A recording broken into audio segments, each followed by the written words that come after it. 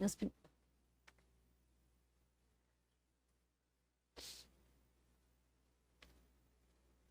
nos primeiros 6 dias dessa consagração, nós falamos muito do espírito do mundo e de tudo que Jesus vinha com o seu espírito de penitência, de desapego e de humildade, nos libertar, nos esvaziar desse espírito do mundo, que é esse desejo de gozar a vida, de ter prazer e de ser soberbo, de ser orgulhoso. E agora, nesse segundo bloco de 6 dias, para nos prepararmos esse caminho de consagração, nós vamos ver quais são os meios que são postos à nossa disposição para nós adquirirmos o Espírito de Jesus. E nesse primeiro dia, o 7º dia dessa caminhada, é o meio do desejo ardente. Deus quer nos dar um coração ardente de desejo. Um coração ardente de desejo. E Luiz Maria Grignon Montfort vai falar de 3 armas que Nosso Senhor vai nos dar: o coração ardente, a prece contínua e a mortificação universal.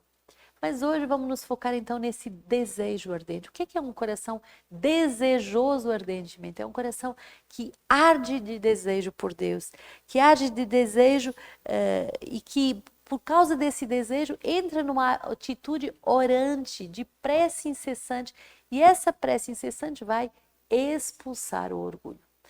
Uma pessoa que reza é uma pessoa humilde. Uma pessoa que pede ajuda a Deus é uma pessoa que é livre da sabedoria diabólica, do orgulho, da soberba. E devemos, de verdade, aceitar que esse coração ardente vai nos levar a um espírito de oração contínua e também a uma mortificação universal. Quer dizer que a pessoa que é desejosa de Deus, é desejosa da santidade, ela entra num espírito de oração e ela entra num espírito de mortificação. Qual é que deve ser o objeto do nosso desejo? Deve ser Jesus Cristo e a sua glória, a sua santíssima vontade. O mais nobre dos nossos objetos, da nossa vontade, deve ser a vontade de Deus. É isso que deve ser como que essa sede que habita no nosso coração. Qual é a vontade de Deus? O que é que Deus quer que eu faça? O que é que Deus quer que eu realize? Qual a vontade de Deus para esse instante presente? O que é que o Senhor quer? O que é que o Senhor espera de mim? Como eu posso servi-lo? Um coração ardente do desejo de agradar a Deus, um coração ardente em conhecer o único necessário, que é a vontade de Deus, é um coração que será feliz. E não basta conhecer a vontade de Deus, mas é preciso também viver a vontade de Deus. E se você não tem um coração ardente, se você não deseja ardentemente viver essa palavra, como você fará? Como você poderá trabalhar esse ponto?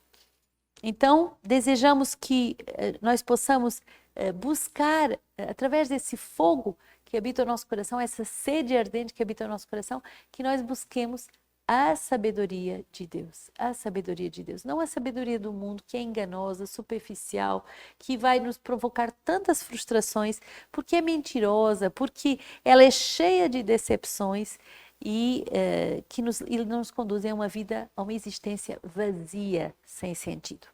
Ao contrário, o nosso coração deve ser habitado pelo desejo ardente de amar a Deus, de conhecer a Deus, de estar inteiramente ao dispor do Evangelho, querendo entender melhor as Sagradas Escrituras.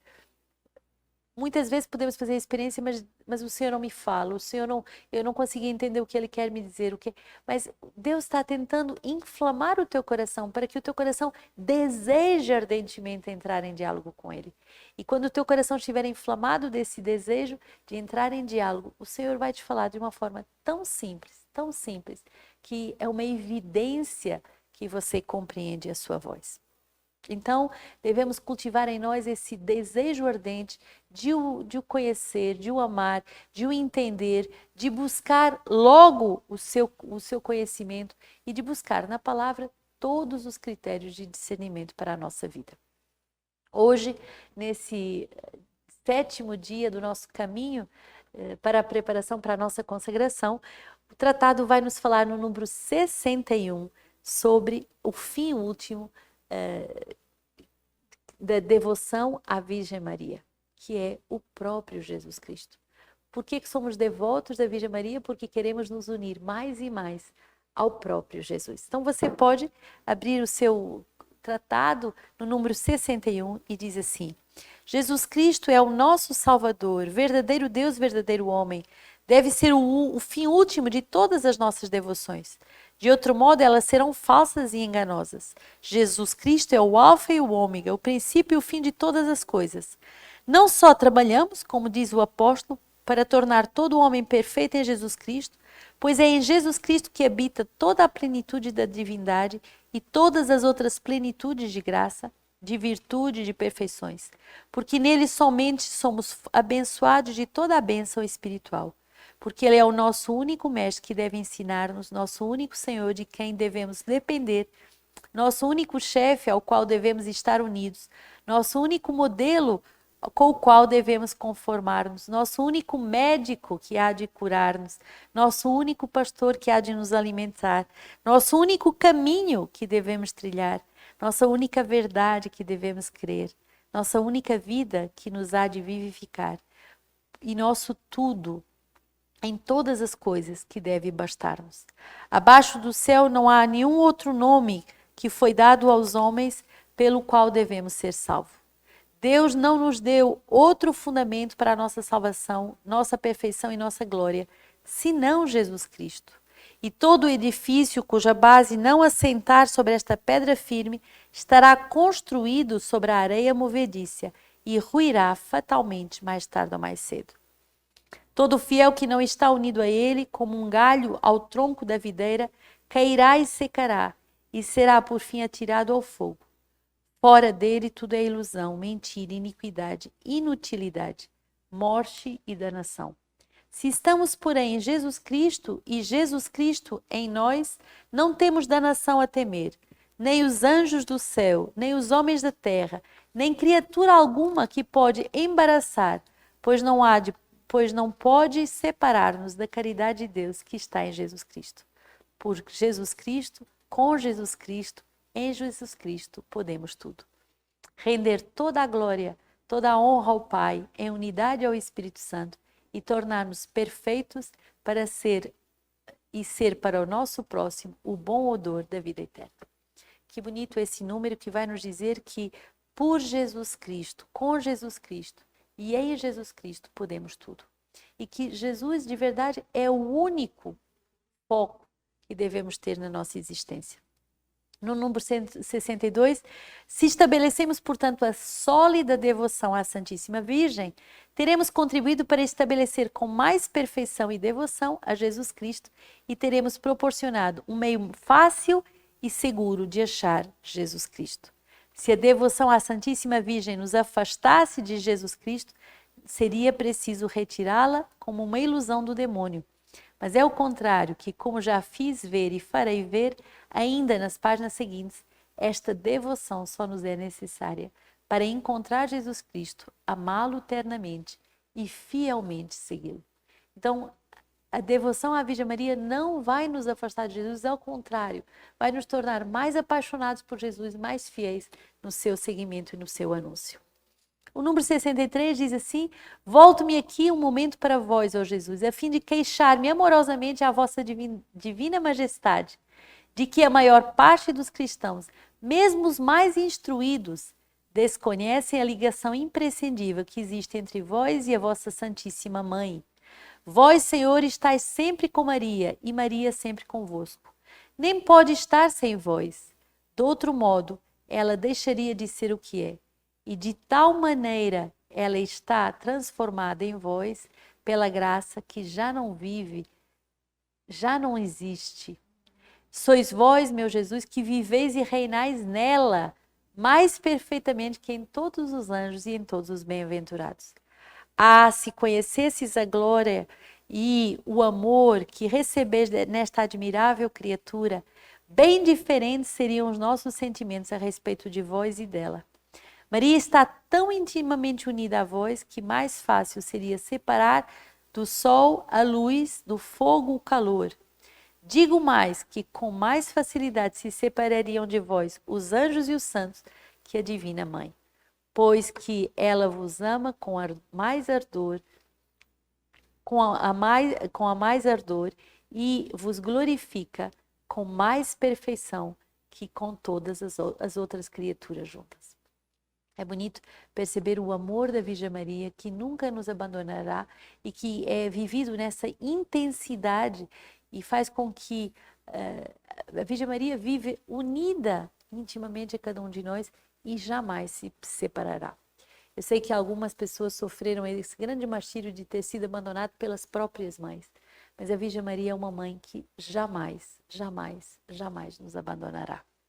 Depois disso, meu amável mestre, não é triste e lamentável ver a ignorância e as trevas em que jazem todos os homens na terra, a respeito da vossa Mãe Santíssima.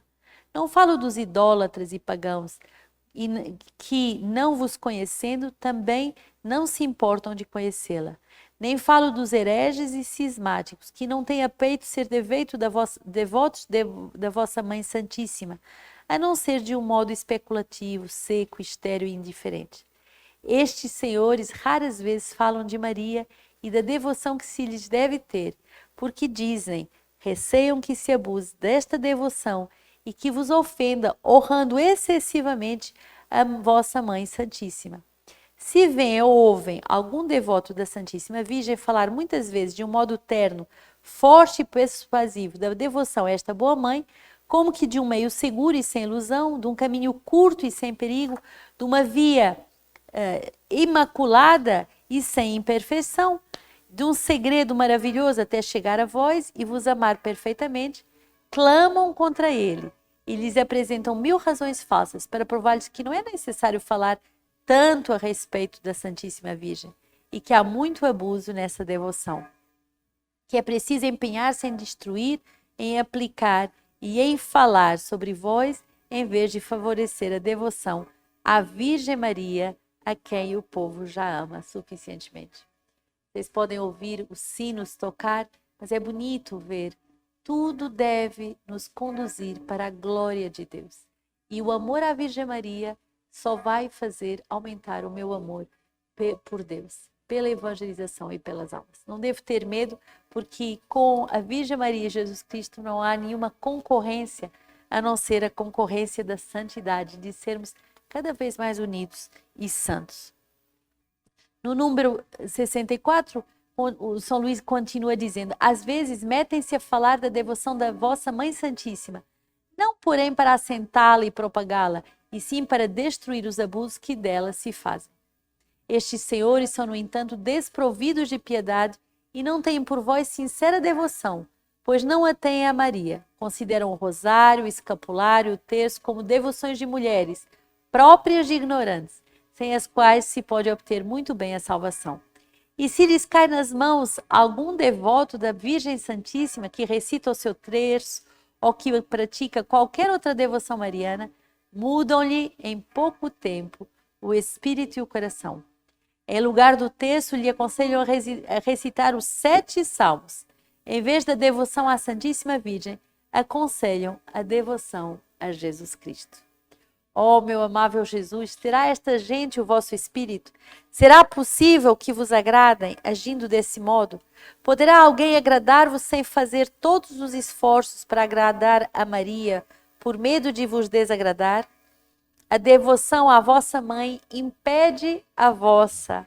Por acaso, atribuir-se-á a ela honras que lhes dão? Formará ela um partido diverso do vosso? É ela, acaso, uma estrangeira sem a menor ligação convosco?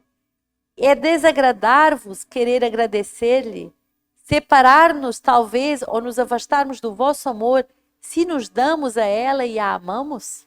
Impressionante esse tratado que vai dizer, não devemos temer de amar a Virgem Maria.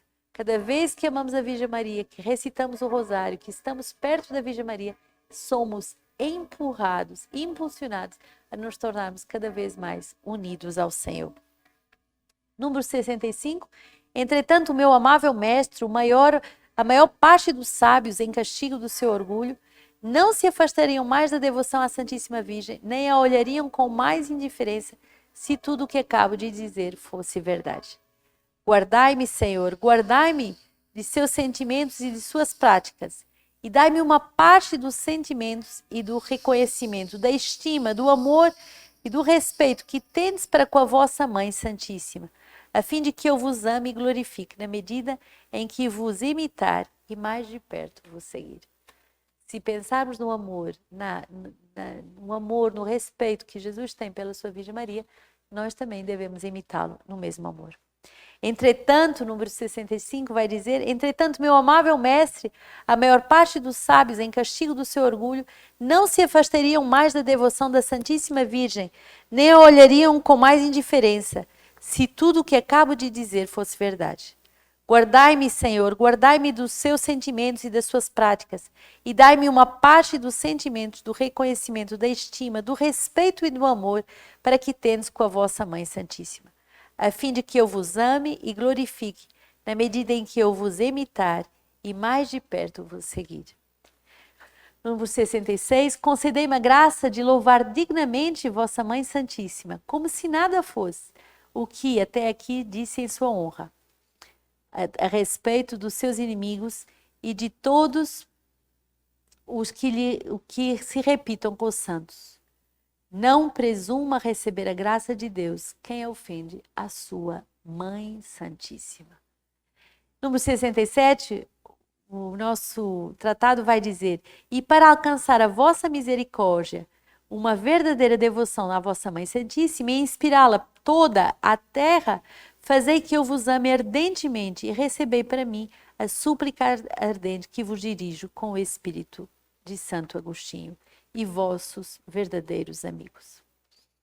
No sentido de satisfazer aos desejos dos fiéis que não compreendem o latim, damos aqui a tradução da nossa oração. Vós, Senhor, ó Deus, ó Cristo, Pai Santo, meu Deus misericordioso, meu Rei infinitamente grande, sois meu bom pastor, meu único mestre, meu auxílio cheio de bondade, meu pão vivo, meu sacerdote eterno, meu guia para a pátria, minha verdade, minha verdadeira luz, minha santa doçura, meu reto caminho, sapiência minha precala, minha pura simplicidade, minha paz e concórdia, enfim, sois toda a minha salvaguarda, minha herança preciosa, minha eterna salvação. Então, quanto mais amarmos a Virgem Maria, quanto mais desejarmos estar perto de Maria, mais estamos enraizados no amor de Deus e não precisamos de temer, porque a Virgem Maria jamais nos afastará do seu Filho. O número 68 vai nos explicar que nós pertencemos a Jesus Cristo e a Maria na qualidade de escravos. Vamos pertencer a Jesus e a Maria na qualidade de escravos. Do que é que Jesus, para nós, concluímos que nós não nos pertencemos, como diz o apóstolo, e sim a Ele inteiramente, como seus membros e seus escravos, comprados que fomos por um preço infinitamente caro, e o preço que é o preço do seu sangue. Antes do batismo, o demônio nos possuía como escravos, e o batismo nos transformou em escravos de Jesus Cristo, e só devemos viver, trabalhar e morrer para produzir frutos para o homem Deus. Glorificá-lo em nosso corpo e fazê-lo reinar em nossa alma, pois somos sua conquista, seu povo adquirido, sua herança. Pelo mesmo motivo, o Espírito Santo nos compara, primeiro, a árvores plantadas ao longo das águas da graça, nos campos da igreja, nas árvores que devem dar seus frutos no tempo adequado. Segundo, aos galhos de uma videira que Jesus Cristo é o tronco e que devem produzir boas uvas. Terceiro, a um rebanho cujo pastor é Jesus e esse rebanho deve multiplicar-se e dar leite. Quarto, a uma boa terra de que Deus é o lavrador e na qual a semente se multiplica, rendendo 30, 70 e 100 vezes mais.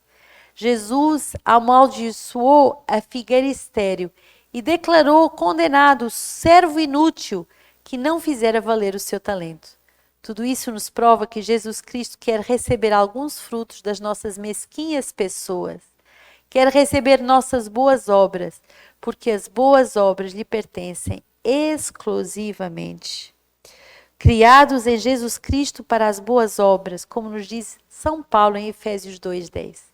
Estas palavras do Espírito Santo mostram que Jesus Cristo é o único fim de todas as nossas boas obras e que devemos servi-los não somente como servidores assalariados, mas também como escravos de amor.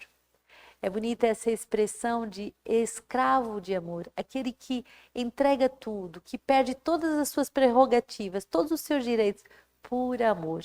Somos escravos por amor, não por obrigação, não porque de nascimento, porque nascemos assim, mas escravos por amor. E no número 69, São Luís vai dizer: há duas maneiras aqui na terra de se pertencer ao outro, a outrem, ou de depender da sua autoridade. São a simples servidão e a escravidão, onde a diferença que estabelecemos entre servo e escravo. Pela servidão comum entre os cristãos, um homem se põe a serviço de outro homem por um certo tempo, recebendo uma determinada quantia ou recompensa. Pela escravidão, um homem depende inteiramente do outro durante toda a vida e deve servir ao seu senhor sem esperar salário nem recompensa alguma, como um dos animais que serve o seu dono tem direito de vida e de morte.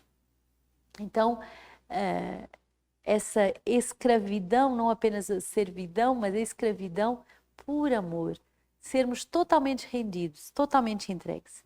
E aí, no número 70, São Luís vai nos dizer que há 3 tipos de escravidão: por natureza, por constrangimento e por livre vontade. Por natureza, todas as criaturas são escravas de Deus.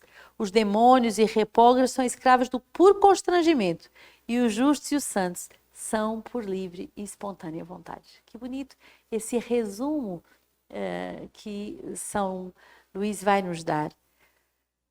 A escravidão voluntária é a mais perfeita, a mais gloriosa aos olhos de Deus, que olha o coração, que pede o coração e que é chamado Deus do coração, ou da vontade amorosa, porque esta escravidão escolhe-se sobre todas as coisas a Deus ao seu serviço, ainda que não seja o obriga à natureza.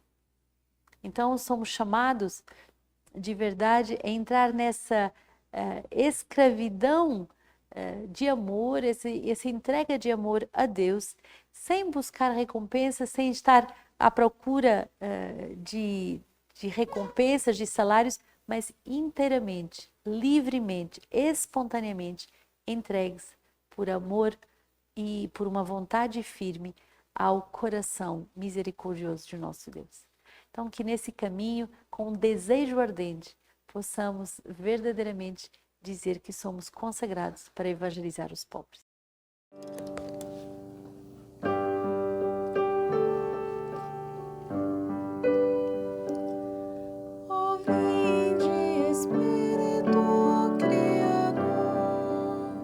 As nossas almas visitais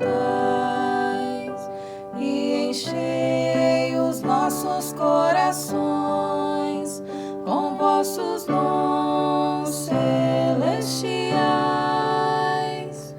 Vós sois chamado o intercessor do Deus excelso, dom sem par, a fonte viva, o fogo, o amor, a unção divina e salutar. Sois doador dos 7 dons e sois poder na mão do Pai, por Ele prometido a nós, por nós seus feitos proclamais. A nossa mente iluminai, os corações enchei de amor, nossa fraqueza encorajai, qual força eterna e protetor. Nosso inimigo repeli e concedei-nos vossa paz, se pela graça nos guiais, o mal deixamos para trás. Ao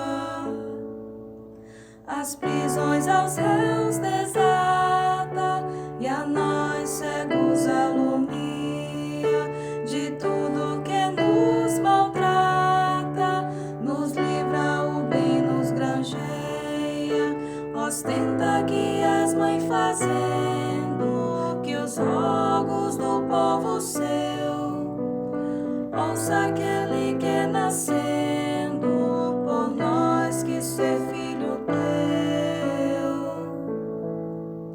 Ó Virgem especiosa, toda cheia de ternura, extintos nossos pecados, dai-nos pureza e brandura, dai-nos uma vida pura, põe-nos em via segura, para que a Jesus gozemos e sem Ele nos